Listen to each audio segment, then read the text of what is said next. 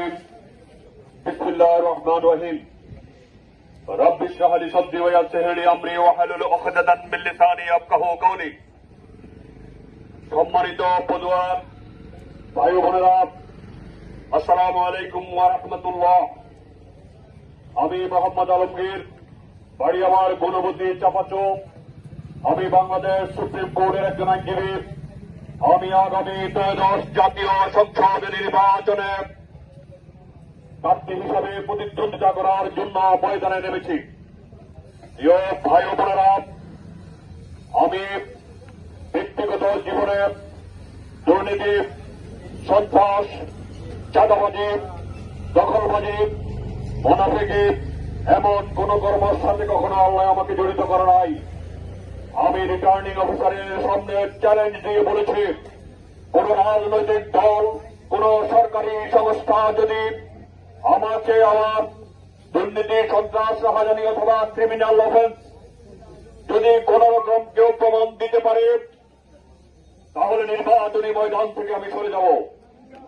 কেউ আজ পর্যন্ত সেই 29 তারিখ থেকে 29 ডিসেম্বর থেকে আজকে পর্যন্ত কেউ আমার বিরুদ্ধে একটা অভিযোগ উত্থাপন করতে পারে নাই।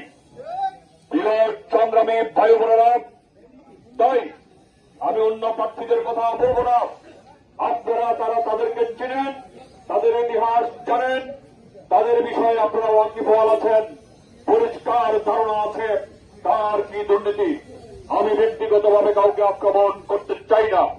আমি আপনাদের বিবেকের উপরে, আপনাদের কাছে আমি আপনাদের ইনসাফের উপর ছেড়ে দিলাম।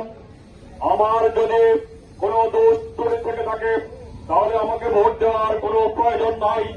আর যদি আমার কোন দোষ ত্রুটি, আমার কোন যদি অপরাধ, আমার যদি চাঁদাবাজি, দখলবাজি, দুর্নীতির কোন প্রমাণ যদি না থাকে, তাহলে আপনাদের বিবেকের উপরে আমি ছাড়লাম। বিবেক খরচ করবেন। বহুদিন পরে একটা ভোটের সুযোগ এসেছে বাংলাদেশে। সেই সুযোগে আপনারা সৎ যোগ্য লোককে আপনারা নির্বাচিত করবেন। আমি আরেকটি বিষয় বলতে চাই, আলহামদুলিল্লাহ আল্লাহ আমাকে শিক্ষাগত যোগ্যতা অন্য প্রার্থীদের থেকে অনেক অনেক বেশি দিয়েছে।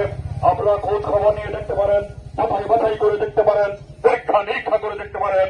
তাদের থেকে আমার শিক্ষাগত যোগ্যতা, রাষ্ট্রীয়ভাবে আমার অবস্থান আলহামদুলিল্লাহ আল্লাহ অনেক বুদ্ধি রেখেছে।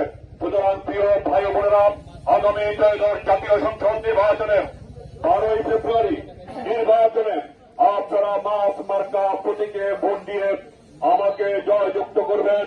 চট্টগ্রামবাসী তথা আপনাদের পদুয়াবাসীর সেবা করার সুযোগ করে দেবেন, এই আশাবাদ ব্যক্ত করে আবারও